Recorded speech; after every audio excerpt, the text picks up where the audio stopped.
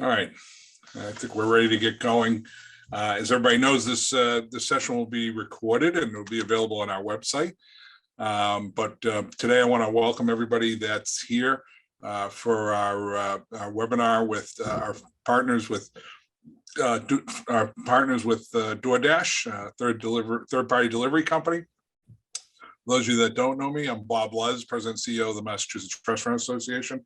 I'm humbled and honored to work for everybody, literally everybody that's on the webinar today, and then obviously so many more. As we go forward here, I'm going to ask Kerry Miller, who keeps me out of trouble all the time, just to spend a second with us. He'll guide you through the Q&A period and sort of be the monitor for this. So let me kick it over to Kerry just for some rules, and then I'll jump start it from there. Yes, and thanks, Bob. And real simple.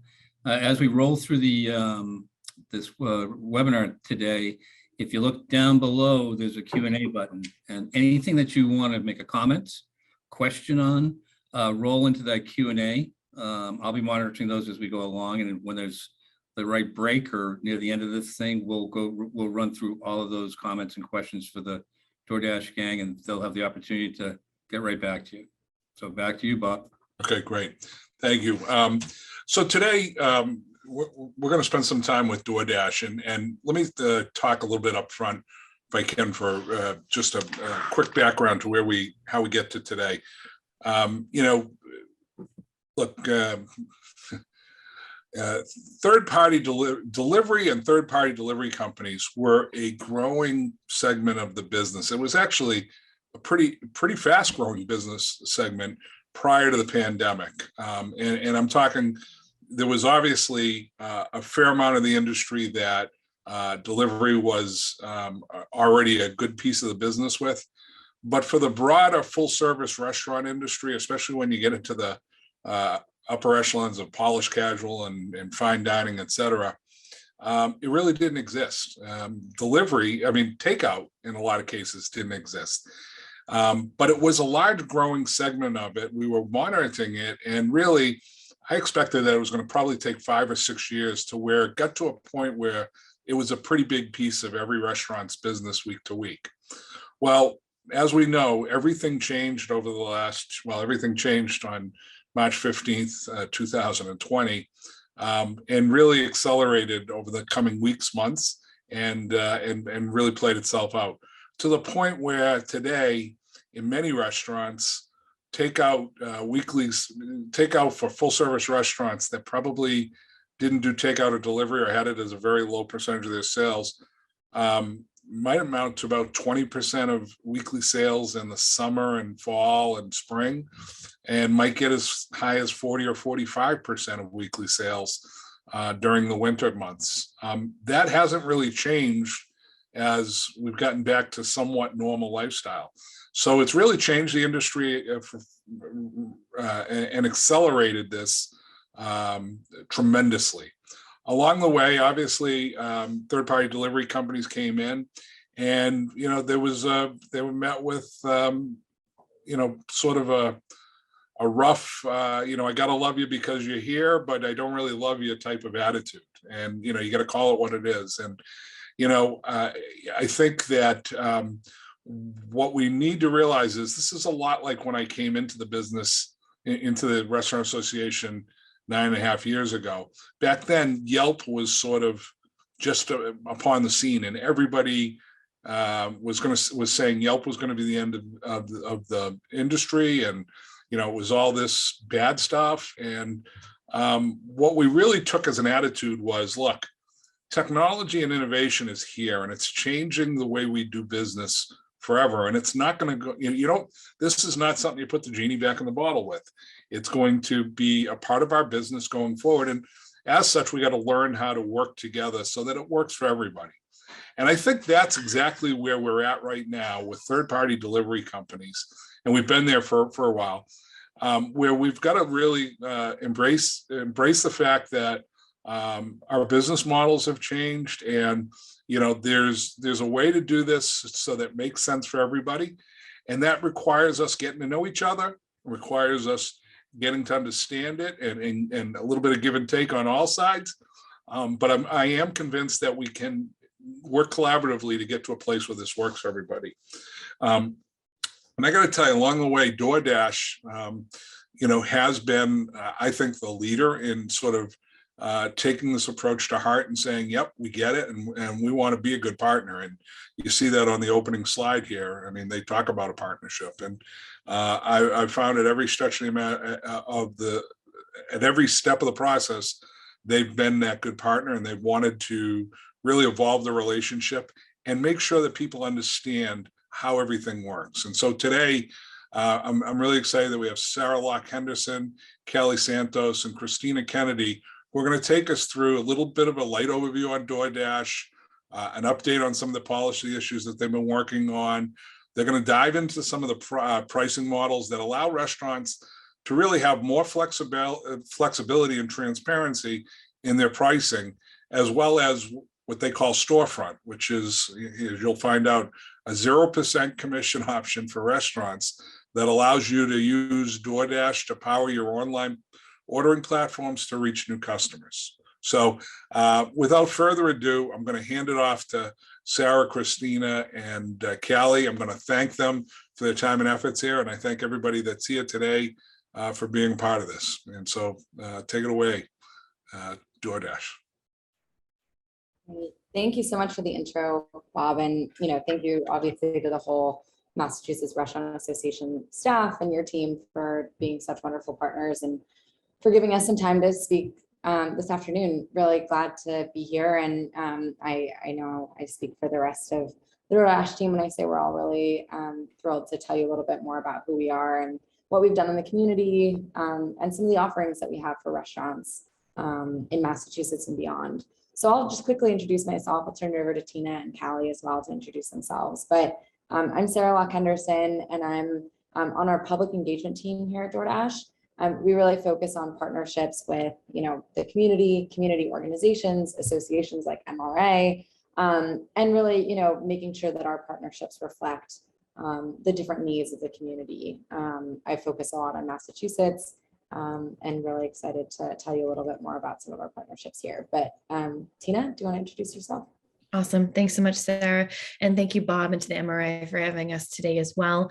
My name is Tina Kennedy, and I'm the Government Relations Lead for New England for DoorDash from Massachusetts, based here in South Boston. Started with DoorDash in March of last year. So it's definitely an investment by the company in this region, as well as the state, to have someone on the ground and have these opportunities, hopefully one day, to meet in person and really speak to the members in person as well as the board. But I've had the great opportunity to meet Bob and some of his fellow executive board and some of the members at the Massachusetts Asian American restaurant launch, as well as the gala last year for the MRA. So looking forward to continuing on a relationship, and I can pass it off to Callie.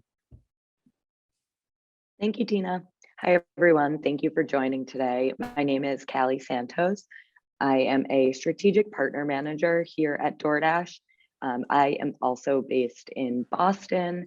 I am in charge of the Northeast. So I have a bunch of top strategic accounts that I manage once they're already live on the platform.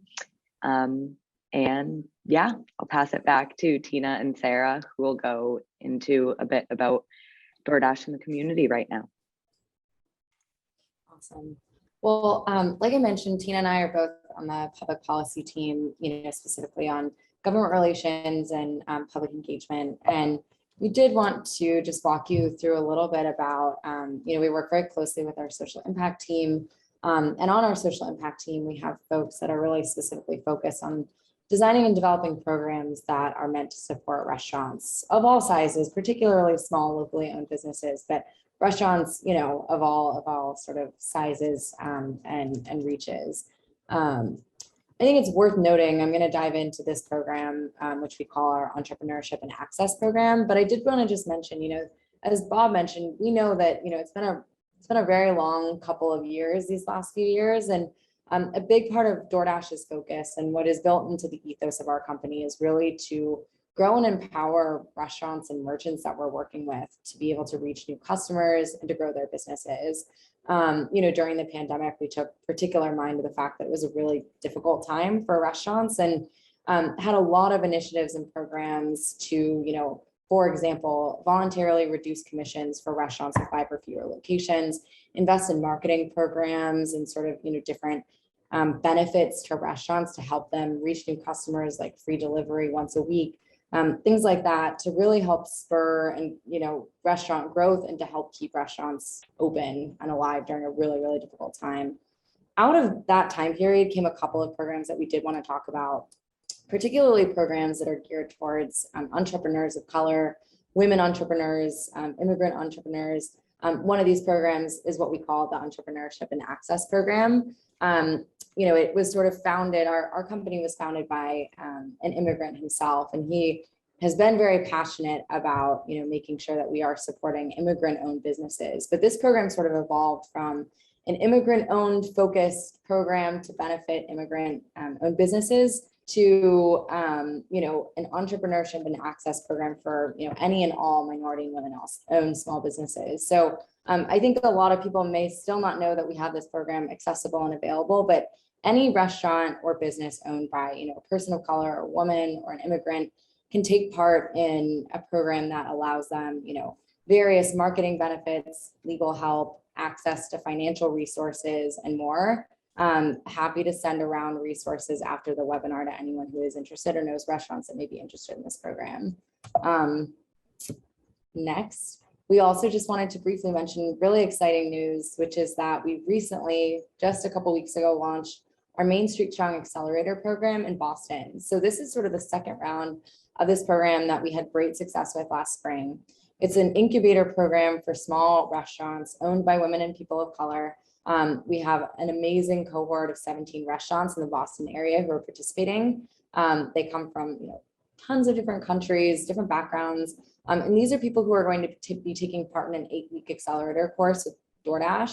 They'll each receive a grant from us to help grow their business, but also gain knowledge and insight and resources from the city, from other entrepreneurs, from local community partners, for how to grow their businesses. And we are very excited about the program and happy to share more information and updates. We've shared lots of information with Bob and Carrie and the MRA thus far, but really excited to grow the program and see the results.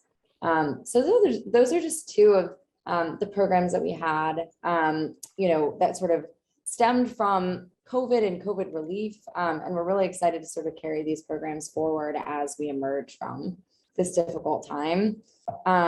I will now turn it over to Callie to talk a little bit more about some of the other things that we've done to just, make sure that we have diverse offerings for restaurants like yours, and, especially emerging from the pandemic.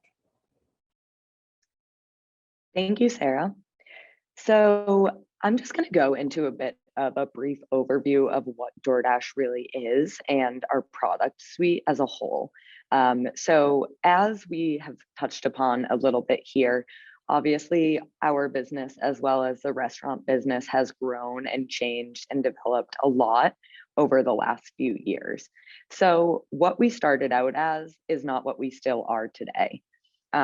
So in our most basic form, we are a marketplace. So Doordash Marketplace is a place that businesses can put their locations on, so also known as just the Doordash app.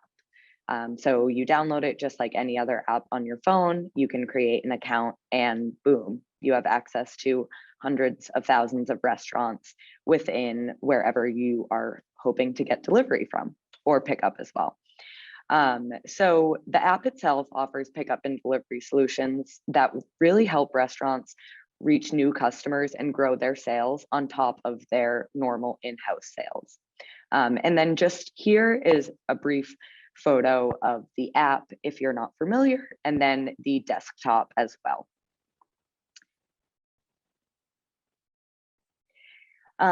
So within DoorDash, we have a subscription program known as Dashpass.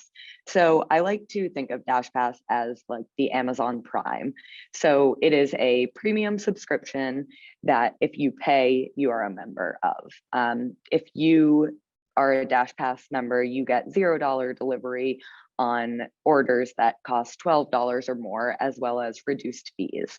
So it's a It offers unlimited deliveries from thousands of restaurants, and like I said, $0 delivery fees on eligible orders. So Dashpass users are more valuable customers to restaurants and to DoorDash as a whole. And then we have DoorDash Drive. So DoorDash Drive is a white label delivery fulfillment. So you get access to professional delivery fleet, but you don't have to deal with the logistics of managing that delivery fleet yourself. You pay a flat fee, and then we handle all of the logistics. We get the drivers, we help complete the orders. And then Storefront, which is one of our newest products, you just turn your own website into an online ordering platform. So your own website visitors now become customers using Storefront. And this is offered at a 0% commission, which is obviously huge during this time period for restaurants. And Sarah, if you go to the next slide, I'll talk a little bit more in detail about what Drive and Storefront really are. So like I mentioned, on the marketplace, anyone can go onto it. So you're just getting a DoorDash customer. You can go through the app, or you can go on your desktop, DoorDash.com. The commission packages dictate delivery fees and the placement on the app. And then a customer wants DoorDash, so they don't open the app and say, wow, I really want, to order from X restaurant. They open it and they say, I'm hungry. I don't know what I'm in the mood for. What do I want to get? With Drive and Storefront, it's a different story though.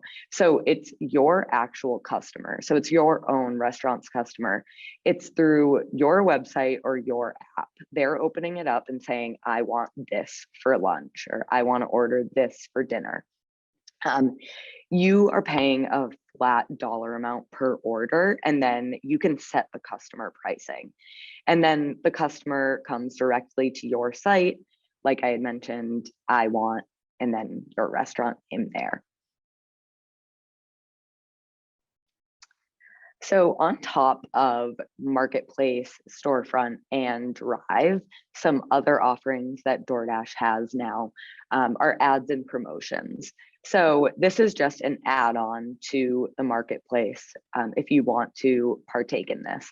So you can add any promotion for your business with homepage banners, sponsored listings.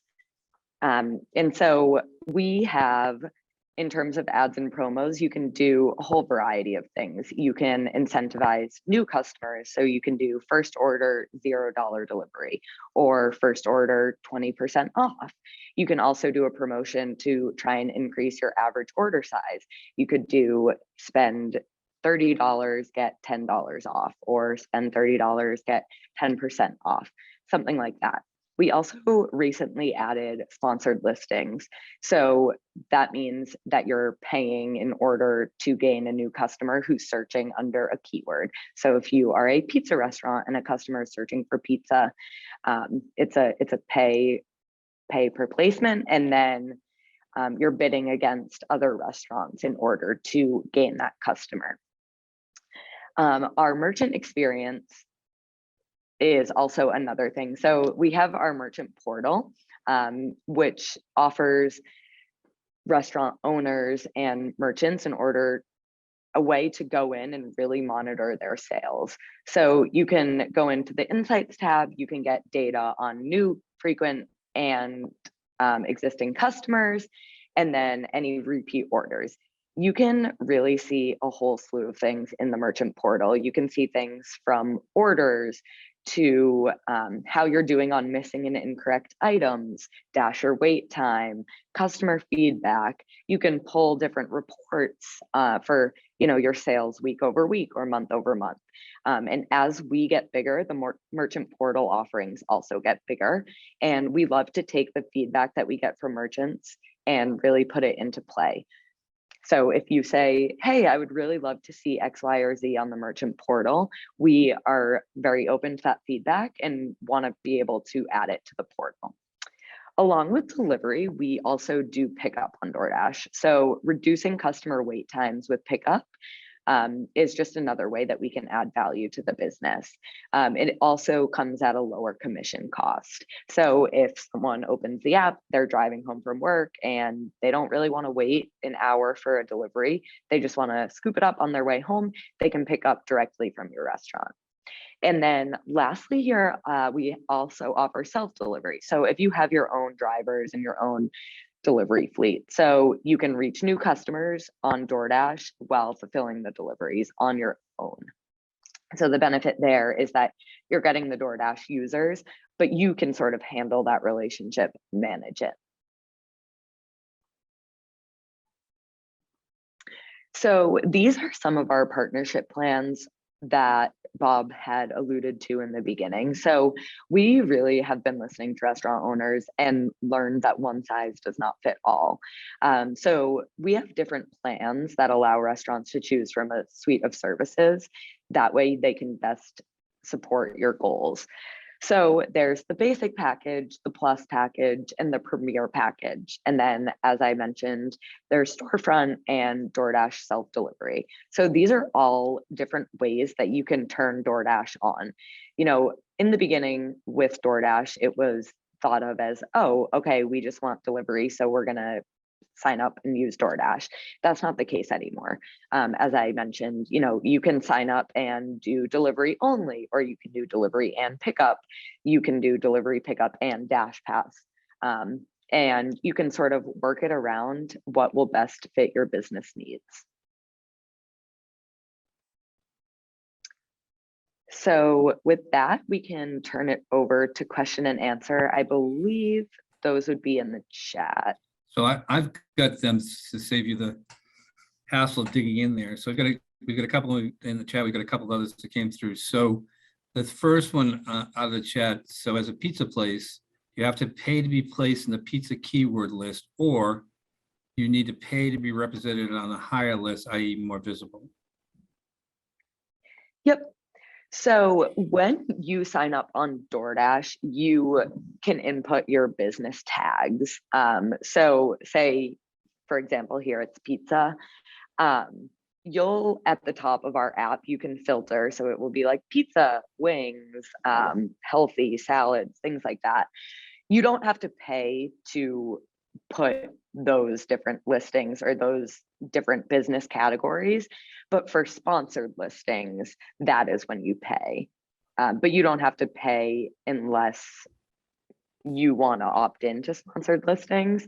So the way that it works, once you're in sponsored listings, you keep bidding and then you can turn it off at a certain threshold. But if you keep bidding until you win and then it goes 1 cent higher, that's how you win the bid.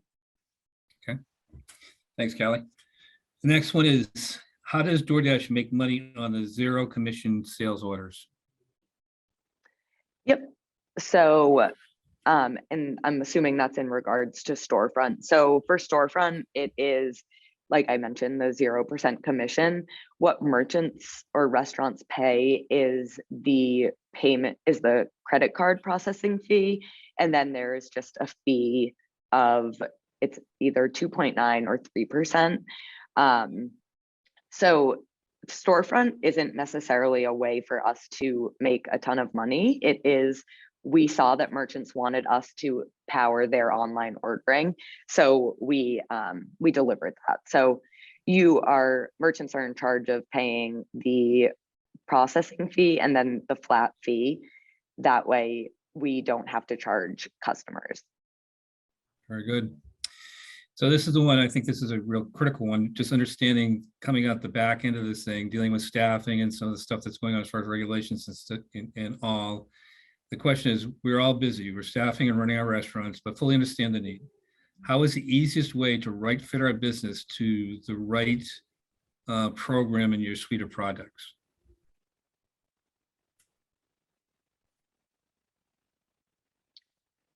Sorry, so how to determine what the best suite is for each business? Yeah, I mean, I think one of the things, if you're a restaurant operator, is trying to figure out what one of the programs that DoorDash offers up is the right fit for them in their, their sales model, their business model, And all of them are looking at ultimately to be profitable. So, and they're time poor, right? So for them to kind of sit down and try to analyze this, what's the best way for them to get right fitted into a program?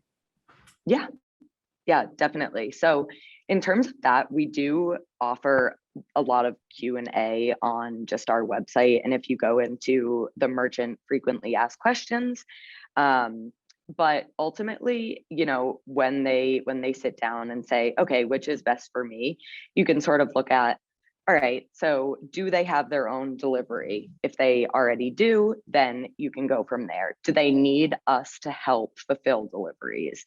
And if they do, you go from there. We also have a bunch of staff, of course, and you know, we have pre-sale, post-sale. I'm, for example, post-sale, but the pre-sale team is also very good at determining what is the best fit.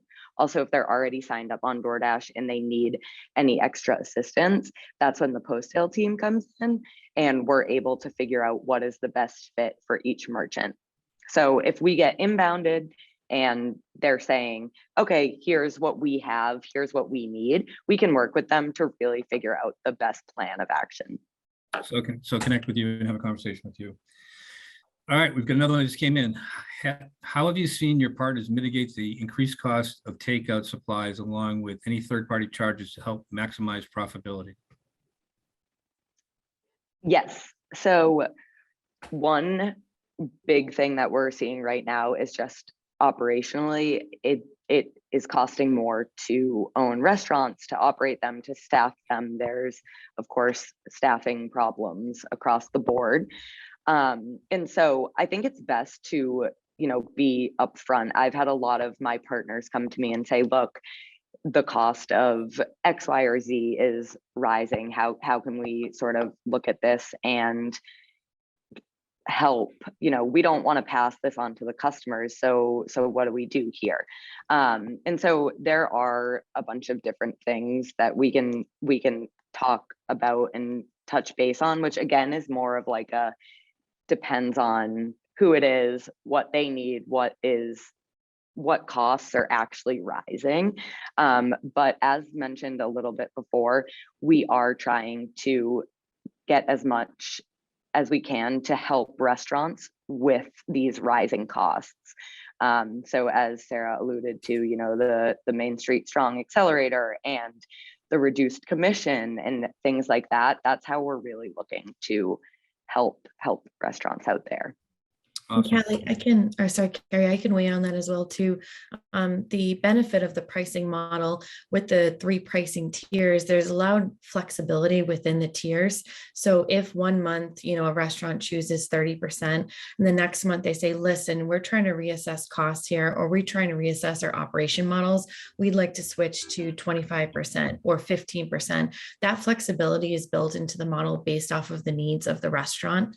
And in addition, you know, this pricing model came out of feedback from restaurants and from the restaurant industry too. So I will say, you know, and Bob said this earlier as well, we do like to listen, and we were the first within the industry to come out with this type of model. So it's a continuing working process, and it's why feedback and conversations like today are so important. Couldn't agree more. You guys have been exceptional at being face forward and looking for feedback and having a conversation. I've got a couple more questions that are sitting here. So, and it's handling orders / reputation. Are there any measures in place in managing the quality of product of the brand when it leaves the restaurant?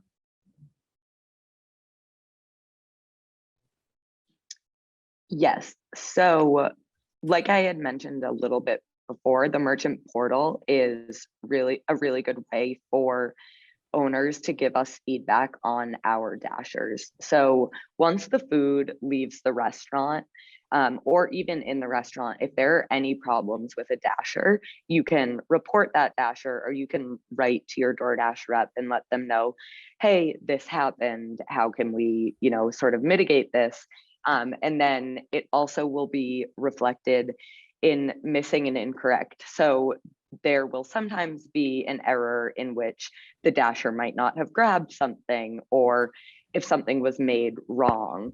And so we go through the portal and make sure that every dasher is up to standard and every order is up to standard. And when they're not, we work to reach a solution, whether that is giving the customer credits on their next order, refunding, or what have you. Thanks, Kelly. Yeah, oh, sorry, Carrie. I would also say as well, thinking future forward, and Sarah and I have been working on this. There's a specific ballot measure that's at play here in Massachusetts, and part of the provision, we always seek to think about new opportunities for education for our drivers and dashers, and we would seek to put in statute mandatory training around food safety and handling measures as well for our drivers. So, I think that's another opportunity for us thinking future forward. As we look to retaining this quality, as we look to retaining the safety of the specific products from merchants as well. Awesome. Thanks, Tina. And the last question that I have in the books right here, unless somebody wants to throw some other stuff in here, is the fact that there's a perception that customers don't participate in the brand if it leaves a restaurant and goes to DoorDash. How does a restaurant build brands through DoorDash? I mean, is there a way to make sure that there is a connection back to that restaurant? I know they ordered from there, so there's got to be some relationship. It seems like there's a disconnect on the branding. I think one of the new features that have come out that I've seen, at least from a consumer face, as well as working on the policy team, is this ability to leave reviews for the restaurants. And so that was an addition for us on the product side to really think about how do we bridge that delta that occurs. And so now there's an opportunity to say, hey, I love this restaurant, and leave those reviews on the DoorDash interface page for the specific merchant, and kind of get a little bit more publicity within the platform for the specific merchant. But that review by a consumer is one of the aspects, and when we look to kind of increase the brand. Thank you very much. Well, I don't have anything left in the Q&A box. I'd say that there was great questions that came through. I'd like to thank you. I'm going to pass it back over to Bob if he wants to jump back in here for a minute and just close this thing out.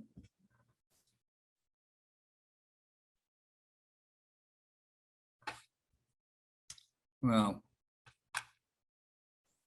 I'm going to jump in here because Mr. Luz is on a short leash these days.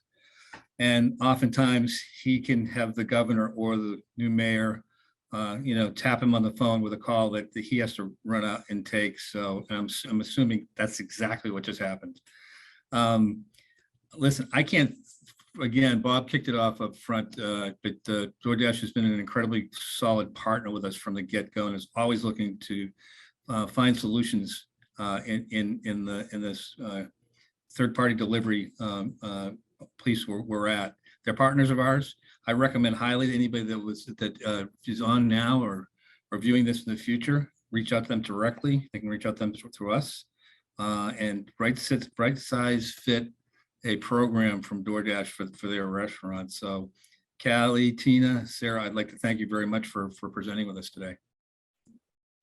Thank you guys so much for having us. Thanks, everybody. Thank you so much. Really appreciate it, Carrie. Thank you. Thanks again, everyone.